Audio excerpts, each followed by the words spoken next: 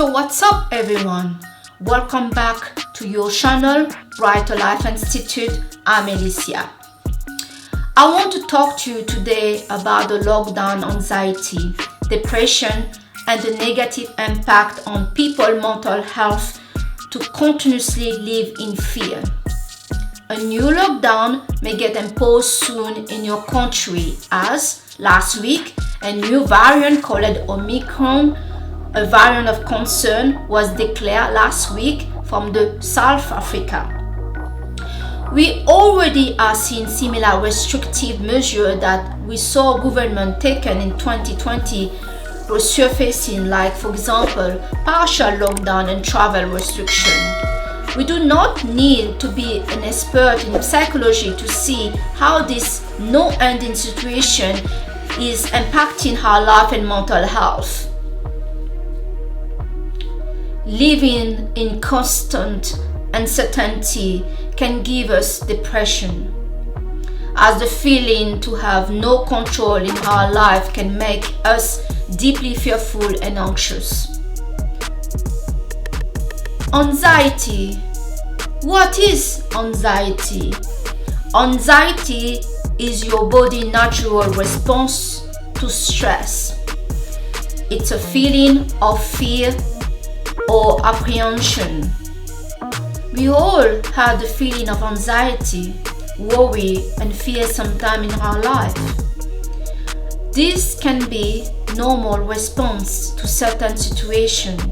For example, you may worry about a job interview or about paying your bills on time.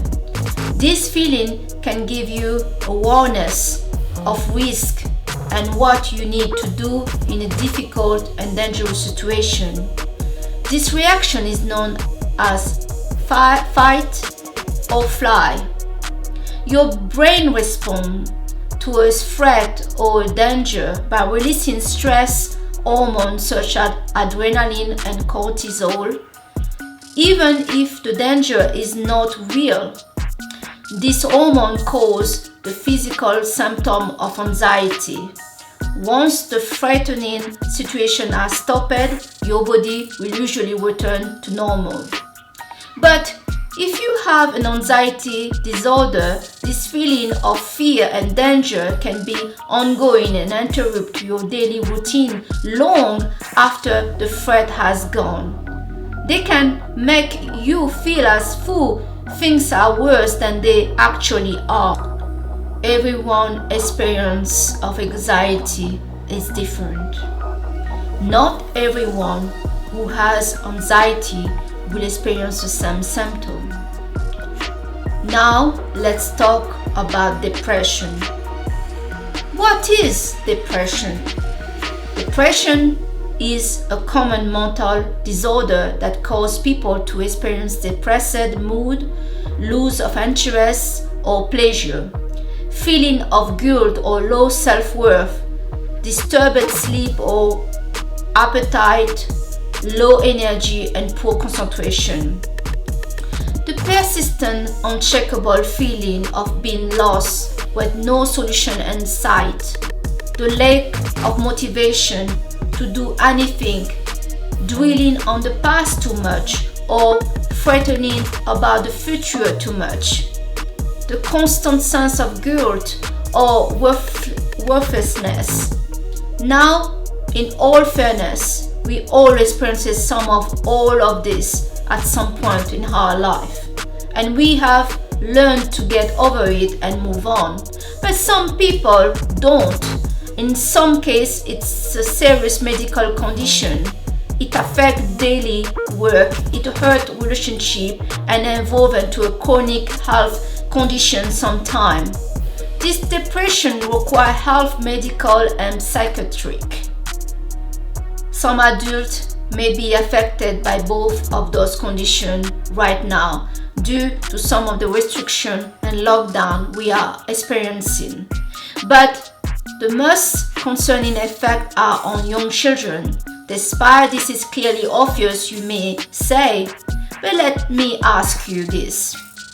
Did you know that the human body cannot differentiate between the events that has happened in the past and what is happening now.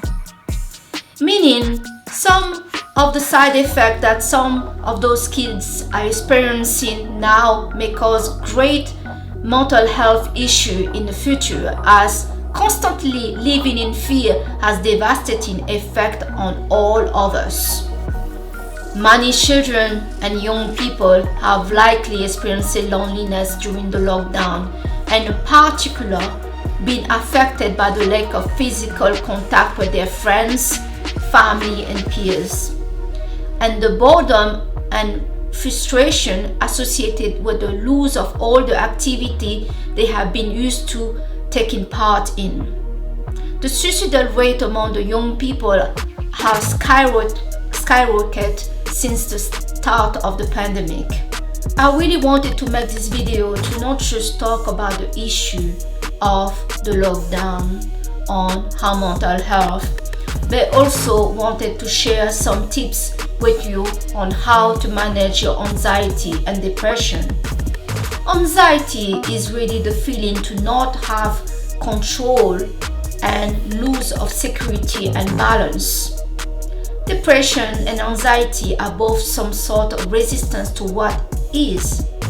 During the lockdown, some of us have found themselves maybe for the first time in a long time alone by ourselves, and some of us are not aware that we are constantly bombarded by some self-talk with ourselves, and sadly that self-talk is often negative. When we suffer from anxiety, we even live too much in the past or too much in the future, where we fail to find enjoyment and security in the present circumstance. In order to make this journey bearable, as it may not be enjoyable, you need to try to disconnect from that negative self-talk you got in your mind. Some people may get their self-talk saying, "You are not good enough. You can go out. You can travel. What if you lose your job? What happens if my friend die? What if there is a war?" Many people right now are extremely concerned about their freedom.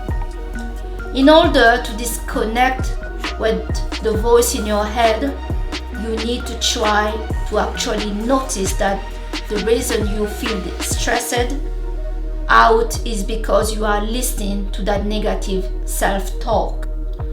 Once you manage to be aware of that, you are listening to a negative voice in your head, you are on your way to be able to disconnect from it. Of course, you cannot stop thinking or the self-talk, but having awareness from it can be really helpful. When you are alone and you're feeling bad about yourself, treat this situation as an alarm that is telling you to take care of yourself, to do something nice for yourself.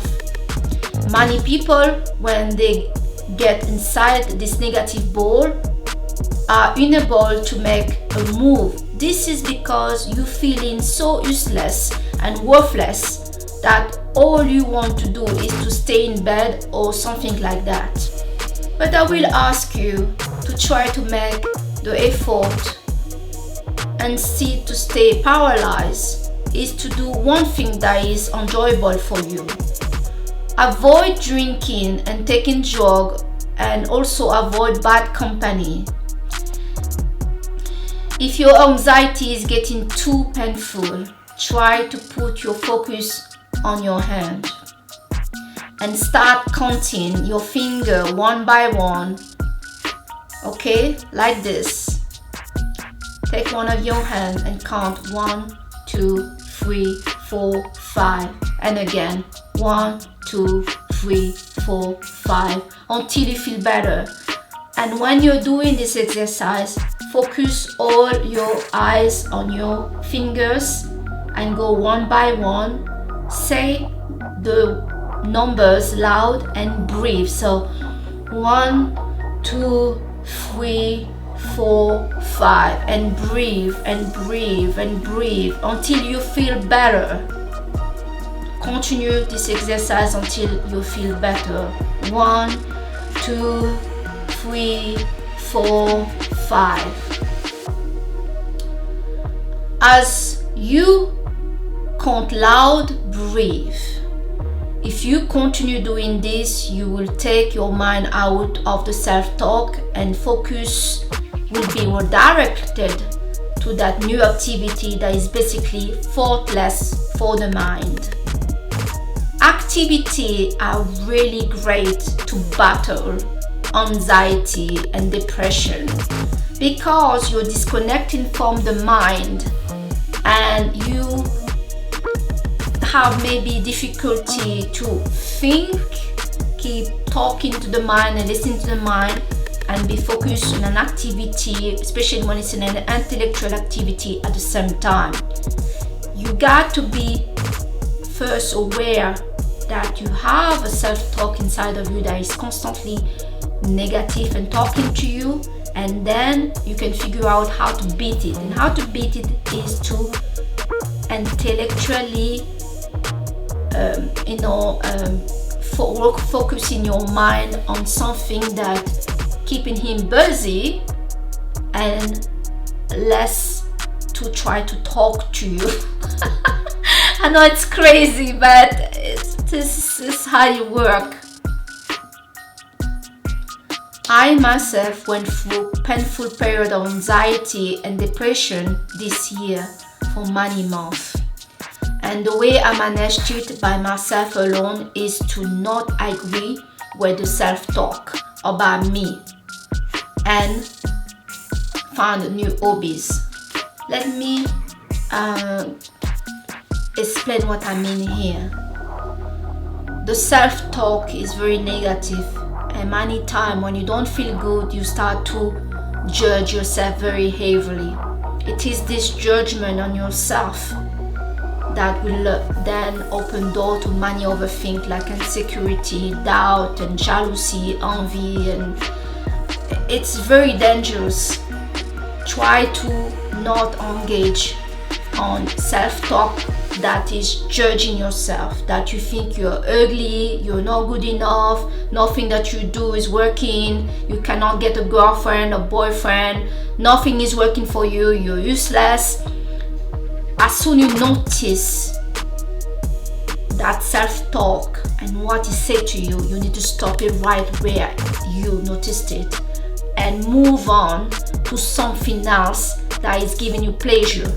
So basically, it's like you need to take courage to still be good to yourself despite you don't feel like you want to be good to you. That's basically a bit what is going on.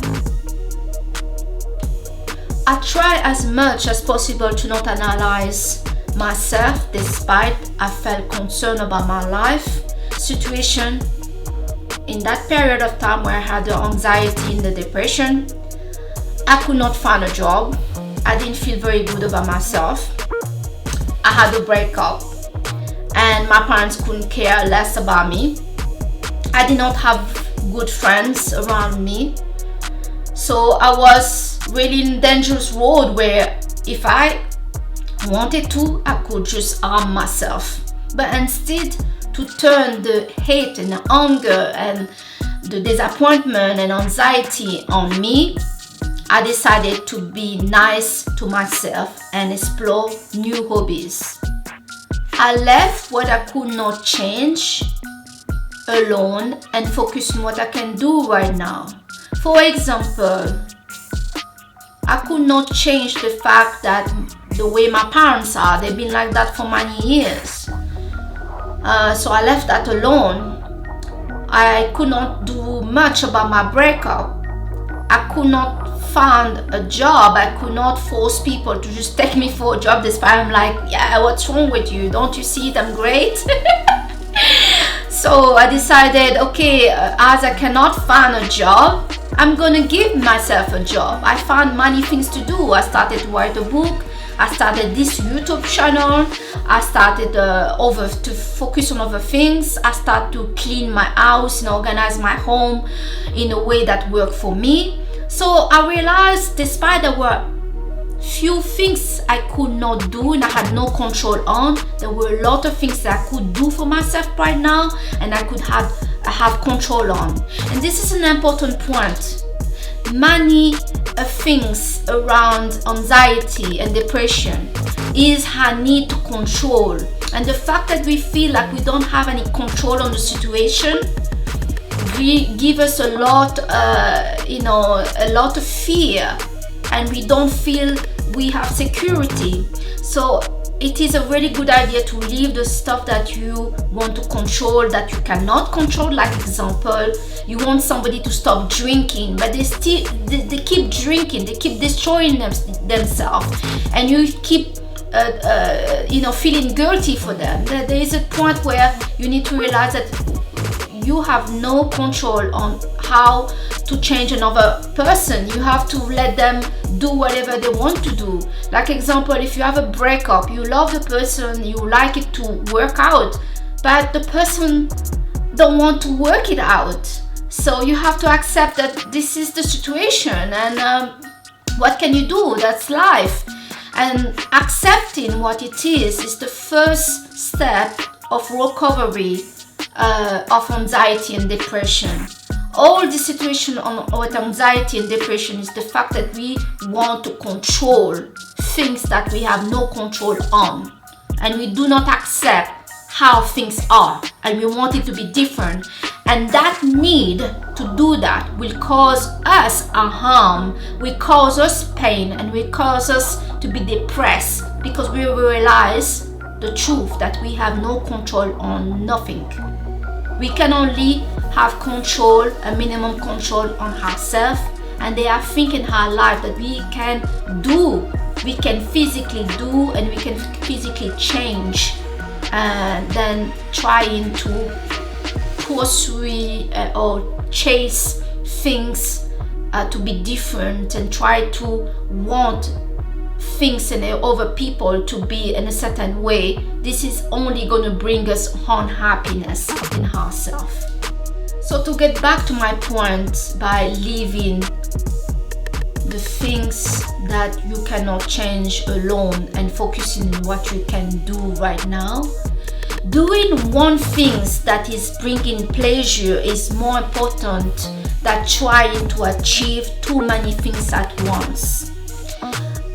I no longer watch TV or follow too much what is happening with the pandemic, as it's rising my stress level. I don't know about you, but in 2020 I used to follow it and watch it, but 2021 I cannot hear about this pandemic anymore.